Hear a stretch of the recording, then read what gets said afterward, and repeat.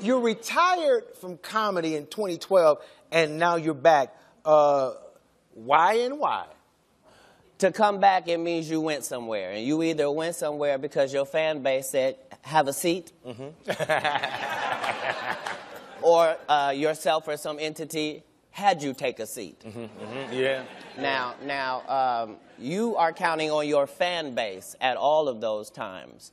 The prayer warriors, the people that liked you before you was as successful as you were, and the new people and the people that like the way you think. You need all those people to come together and go, this is all nice what we have, but we could use something refreshing. And so that's why Arsenio gets to come back, not trying to come back, but he gets to come back exactly how he left from our...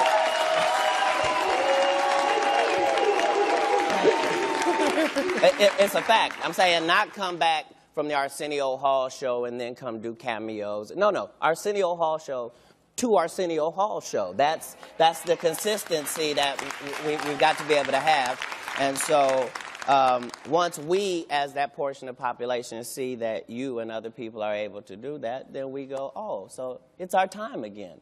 Well, that's good. It's good for that. I'm saying no disrespect to knockoffs. Knockoffs are wonderful. They serve a purpose. Yes. But the original is always best. Thank you for being here, man. Thank you for having this for me to be here. Yes. So what are you talking about in your act, and how much of it is about you? Because you will heckle yourself sometimes.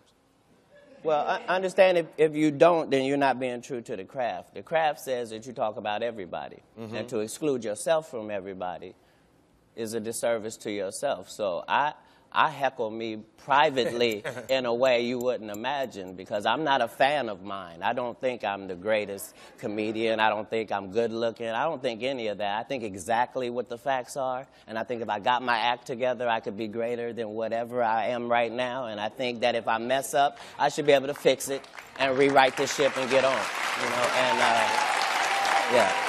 So, but that doesn't come from anybody's personal philosophy. That comes from what we are, the DNA we are born with as Americans. That's really how we get down. Like, we like to take a punch in the face and then go, was that it? That's us. That's us. So, you know, as a country, we have to represent too. You know? Yeah. You know, you had that, like, I looked at everything. And it's interesting because, no. Me too. Yeah. I saw this period between November 2012 and January 2013. Yeah. Lot of cat activity. And then it was like cool again. What happened in that period? Well, it doesn't matter what type of driver you are and how well you've driven this car for the last 6 hours. If you take your eyes off the road for 1 second, that pole is going to negate all the rest of your beautiful driving. Yeah. So there was a lesson that I needed to learn, and God helps me, because if you're slow, He understands you slow, and so.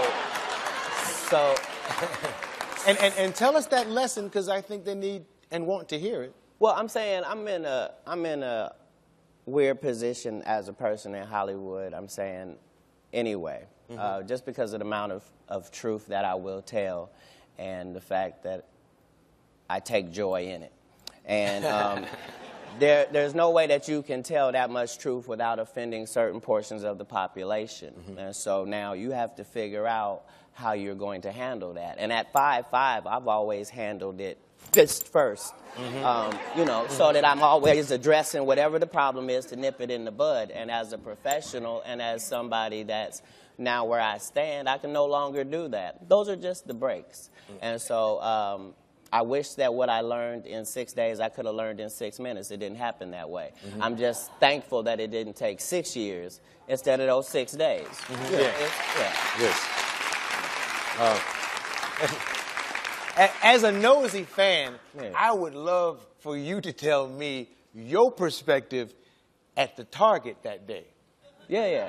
It was mind-blowing. They showed us surveillance video, so we didn't hear anything. Yeah. We looking at it. Yeah. And I'm like, I would like to hear it. Yeah. But there was a reason they couldn't let you hear it, because they have the audio. The audio is with the visual. It's not even separate. Oh. They had to bleep that before they showed it, because if you hear what I'm saying, what he's saying to me, you would say, why hasn't he punched him yet? Yeah, okay. I'm saying, but I wasn't smart enough at the time to realize this dude's trying to make me punch him. I'm not familiar with that. Where does that come from, where you want me to punch you for your benefit? Is that it? And understand, I'm not connected to that. Hey, you can still walk up on me. Yeah. Whatever your intent may be, good or bad. If it's good, then let's let it be good. And if it's bad, I'll have to see it when you change into that. Mm-hmm. Yeah. I'm saying that. Yeah. That's. But So he was trying to get paid. Yeah, but he can't get paid because he said it standing next to his manager at the place he worked at. But I had never heard the N-word directed at me with vitriol. Mm-hmm. And so now this was, I used the word too much. And I'm realizing as he's saying it, oh, you think you can say it because I say it. Mm-hmm. Yeah. And so then I explained to him, no, you can't, because things will happen. And he goes, nothing will happen. Mm-hmm. Yeah. But by the way, I love that you always stay true to the comic game. When you rode away on that cart, I'm saying that's my Katt Williams right there. You know. I had a broken kneecap at the time. Oh, is that why you did it? See, I thought that was a comedic choice, but that was a medical decision. It really means I'm trying to cause no problems at all. Mm-hmm. I'm in the most docile position that I can be in an injury, and you think that that's sufficient for you to say what you say. But in this life, there are consequences, and I'm going to have to face mine, and your nose has to face his. Just for that one time. Just that one time. For that one last mistake.